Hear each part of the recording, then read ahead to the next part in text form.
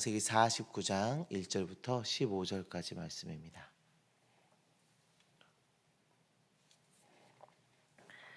이 시간 함께 보실 하나님 말씀은 창세기 49장 1절부터 15절까지의 말씀입니다. 한 절씩 교독하겠습니다. 야곱이 그 아들들을 불러 이르되 너희는 모이라. 너희가 후일에 당할 일을 내가 너희에게 이르리라. 너희는 모여 이르라. 야곱의 아들들아, 너희 하나님 이스라엘에게 들을지어다. 르우벤아, 너는 내 장자요 내 능력이요 내 기력의 시작이라. 위풍이 월등하고 권능이 탁월하다마는 물이 끓는 같을 너는 탁월하지 못하리니 내 아버지의 침상에 올라 더럽혔음이로다. 그가 내 침상에 올랐었도다. 시므온과 레위는 형제요 그들의 칼은 폭력의 도구로다. 말지어다. 내 영혼아, 그들의 집회에 참여하지 말지어다. 그들이 그들의 분노대로 사람을 죽이고 그들의 혈기대로 소의 발목 힘줄을 끊었음이로. 그 노여움이 혹독하니 저주를 받을 것이요 분기가 맹렬하니 저주를 받을 것이라. 내가 그들을 야곱 중에서 나누며 이스라엘 중에서 흩으리로다. 유다야, 너는 내 형제의 내 손이 내 원수의 목을 잡을 것이요 내 아버지의 아들들이 내 앞에 절하리로다. 유다는 사자 새끼로다. 내 아들아, 너는 움킨 것을 찢고 올라갔도다. 그가 엎드리고 웅크림이 숫사자 같고 암사자 같으니 누가 그를 범할 수 있으랴.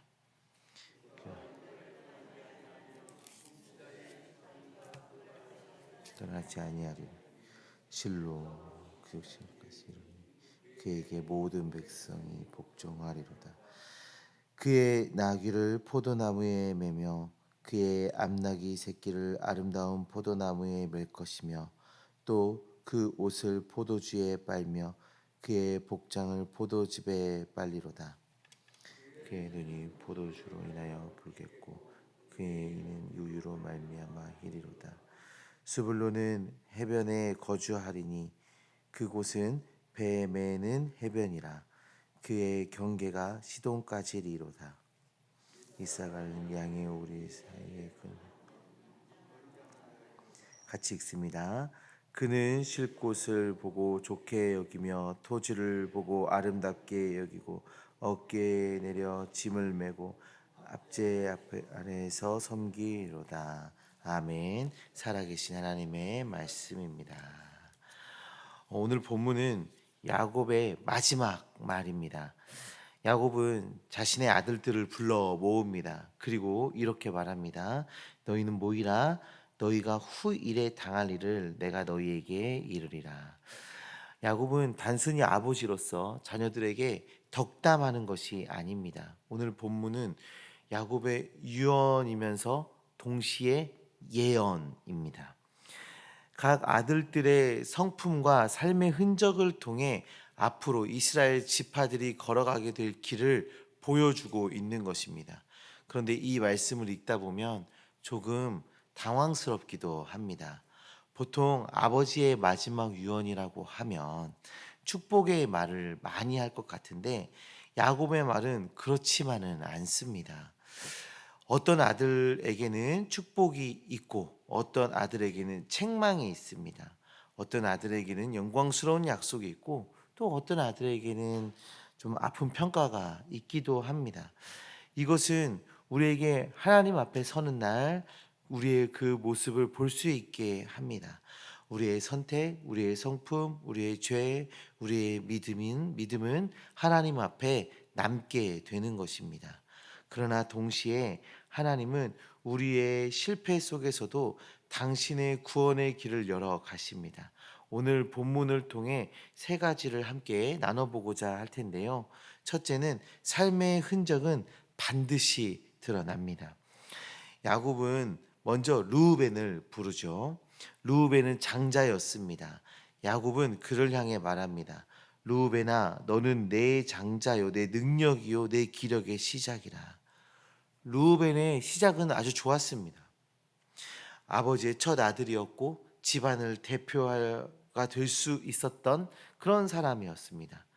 야곱은 그를 위풍이 월등하고 권능이 탁월하다고까지 말합니다. 그런데 이어지는 말이 충격적입니다.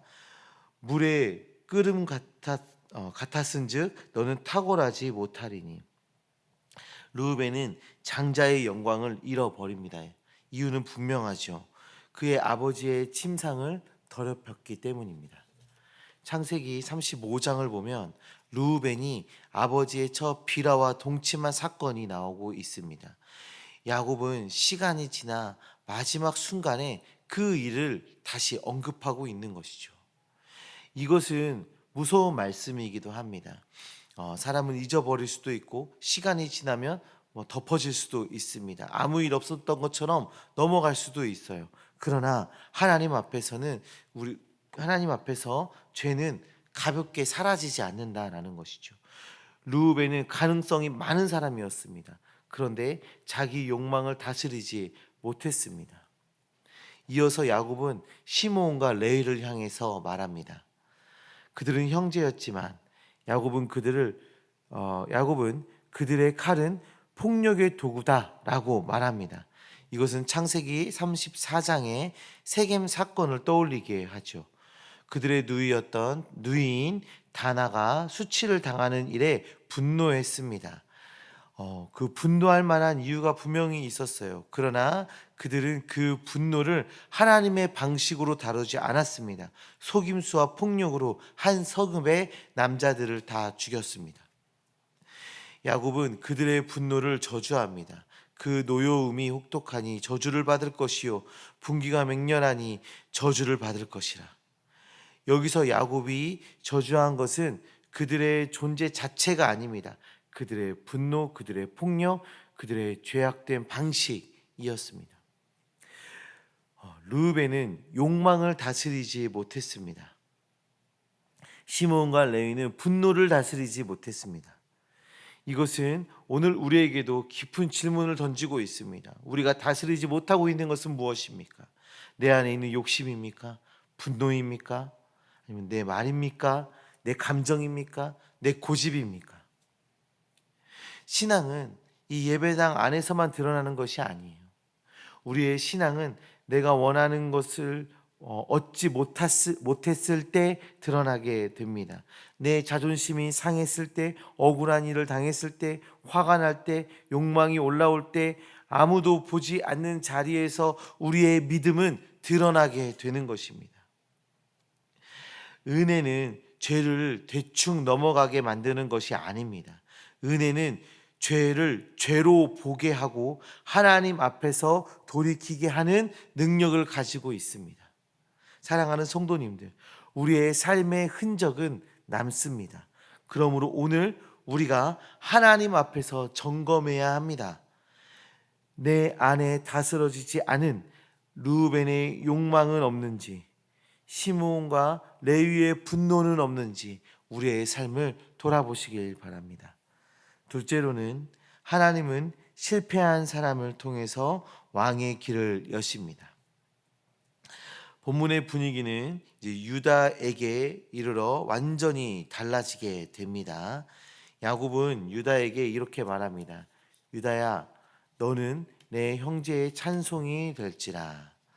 유다의 이름 자체가, 유다라는 이름 자체가 찬송하다라는 의미를 가지고 있죠. 지금 그 이름과 또 이 축복의 메시지가 연결되고 있습니다. 야곱은 유다가 형제들의 찬송이 될 것이다라고 말합니다. 형제들이 그에게 절하고 그의 손이 원수의 목을 잡을 것이다라고 말합니다. 그리고 유다를 사자에 비유하고 있어요. 유다는 사자 새끼로다. 이 표현은 왕권을 떠올리게 하는 말입니다. 사자는 힘과 통치의 상징입니다. 그리고 10절에서 아주 중요한 말씀이 나옵니다.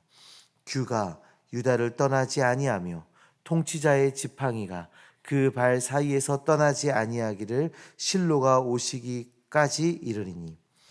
규와 통치자의 지팡이는 왕권을 의미합니다. 장차 왕의 계보가 유다에게서 나오게 될 것을 말씀하고 있는 것이죠. 실제로 이스라엘의 왕 다윗이 유다 지파에서 나옵니다. 그리고 그 다윗의 후손을 통해서 예수 그리스도께서 오시게 됩니다. 그런데 여기서 우리가 놓치지 말아야 할 것이 있습니다. 유다가 처음부터 훌륭한 사람은 아니었다라는 사실이죠. 유다가 창세기 37장에서 요셉을 팔자고 제안했던 사람이었습니다. 창세기 38장에서는 다말과의 그 사건으로 큰 부끄러움을 드러냈던 사람입니다.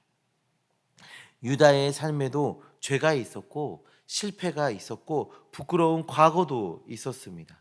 그런데 유다는 변화되었습니다. 창세기 44장에서 베냐민이 위기에 처했을 때 다윗은 자신이 대신 종이 되겠다고 말합니다. 과거에는 동생을 팔아 넘기겠다고 말했던 사람이 이제는 동생 베냐민을 살리기 위해서 자신을 내놓았습니다. 이것이 유다의 변화입니다. 자기의 유익을 위해 형제를 버렸던 사람이 이제는 형제를 위하여 자신을 내놓는 사람이 되었습니다. 하나님은 그런 유다 가문을 통해 왕의 길을 여십니다. 이것이 복음의 놀라운 능력이죠. 하나님은 실패가 없는 사람만 들어 사용하시는 것이 아닙니다. 하나님은 죄가 없는 사람만 불러 사용하시는 분이 아니십니다. 만약 하나님이 그런 사람만 사용하신다면 우리 중 누가 쓰임 받을 수 있겠습니까? 그러나 하나님은 회개하는 사람을 새롭게 하십니다. 실패한 인생 속에서도 은혜의 길을 열어주십니다. 중요한 것은 실패 이후의 방향인 것이죠. 유다는 실패했습니다. 그 실패 속에 머물러 있지 않았습니다. 하나님 앞에서 변화된 삶을 보였습니다. 자기 중심적인 사람에서 희생하는 사람으로 바뀌었습니다. 그리고 하나님은 그 유다를 통해서 예수 그리스도의 길을 예비하셨습니다. 사랑하는 성도님들, 우리에게도 실패가 있습니다. 우리에게도 부끄러운 과거가 있습니다. 말하지 못할 연약함이 있습니다. 그러나 복음은 우리에게 너의 실패가 끝이 아니라 그리스도 안에서 다시 시작할 수 있다고 말씀해 주고 있습니다. 우리의 죄를 짊어지시고 우리를 회복시키시는 그 예수 그리스도 앞에 겸손히 나아가시고 그 회복의 은혜를 누리며 주님의 일꾼으로 주님의 도구로 귀히 쓰임 받는 우리 모두가 되기를 주님의 이름으로 축원합니다. 세 번째는 하나님이 주신 복은 사명으로 이어진다라는 것이에요. 야곱은 이어서 스불론과 이사갈에 대해서 말합니다. 스불론에 대해서 이렇게 말하죠. 스불론은 해변에 거주하리니 그곳은 배를 매는 해변이라. 스불론은 바다와 연결된 지파로 묘사가 됩니다. 해변, 배, 무역, 이동, 연결의 이미지가 있습니다. 스불론은 사람들과 물자가 오가는 자리, 길이 열리는 자리에 서게 되는 것입니다. 이사갈은 조금 다르게 표현합니다. 이사갈은 양의 우리 사이에 꿇어 앉은 건장한 나귀로다. 이사갈은 좋은 땅과 안식을 봅니다. 그러나 안락함만 누리는 것이 아니라 어깨를 낮추고 짐을 집니다. 건장한 나귀처럼 수고하고 섬기는 모습을 보여주고 있습니다. 스불론과 이사갈의 모습은 서로 다르죠. 스불론은 길목의 자리에 있고 이사갈은 짐을 지는 자리에 있습니다. 하나는 연결하는 자리고 하나는 묵묵히 감당하는 그 자리에 있습니다. 그러나 둘 다 하나님이 주신 자리인 것이죠. 이 말씀은 우리에게 복에 대한 생각을 다시 하게 됩니다. 우리는 복을 생각할 때 그 편안함을 떠올리게 합니다. 문제가 없는 것, 수고가 줄어드는 것, 내가 원하는 대로 되는 것을 복이라고 생각합니다. 물론 하나님께서 우리에게 그런 안식을 주시기도 하십니다. 그러나 성경이 말하는 복은 단지 편안함만이 아닙니다. 하나님이 주시는 복은 사명으로 이어지게 되는 것입니다. 스불론에게 주신 자리는 연결의 사명이 있었습니다. 이사갈에게 주는 자리는 수고와 섬김의 사명이 있었습니다. 마찬가지로 하나님은 우리 각 사람에게도 서로 다른 자리를 주셨습니다. 서로 다른 사명을 우리에게 허락하셨습니다. 어떤 사람은 앞에서 말하는 자리에, 어떤 사람은 뒤에서 조용히 섬기는 자리로, 어떤 사람은 사람들을 연결하는 그 역할로, 어떤 사람은 무거운 짐을 묵묵히 감당하는 그 역할을 하나님께서 맡겨 주신 것이죠. 중요한 것은 내가 어떤 자리에 있느냐가 아닙니다. 그 자리에서 하나님의 뜻을 따라 살고 있느냐, 그것이 우리에게 중요한 질문인 것이죠. 사랑하는 성도님들, 내 자리가 작아 보여도 하나님이 맡기신 자리라면 귀합니다. 사람들이 알아주지 않아도 하나님이 보고 계십니다. 내 수고가 드러나지 않아도 하나님은 기억하십니다. 하나님 나라에서는 눈에 띄는 자리만 복된 자리가 아닙니다. 하나님께 순종하는 자리가 복된 자리인 것입니다. 이제 말씀을 정리하겠습니다. 오늘 우리는 야곱의 마지막 말을 살펴보았습니다. 오늘 이 말씀 앞에서 우리 자신을 돌아보면 좋겠습니다. 나는 하나님 앞에 어떤 삶의 흔적을 남기고 있는가? 내 안에 다스려야 할 욕망과 분노는 무엇인가? 나의 실패 이후에 회복의 길을 걷고 있는가? 하나님께서 내게 주신 자리에서 사명을 다해 살아가고 있는가? 우리의 삶은 하나님 앞에 있습니다. 하나님이 보고 계십니다. 그래서 우리의 죄가 숨겨질 수 없습니다. 동시에 우리의 눈물도 수고도 잊혀지지 않습니다. 그러므로 오늘 우리 구주 앞에 다 겸손히 나아가시길 바랍니다. 오늘도 예수 그리스도를 바라보며 우리의 삶의 자리에 믿음으로 살아가는 저와 우리 모두가 되기를 주님의 이름으로 축원합니다.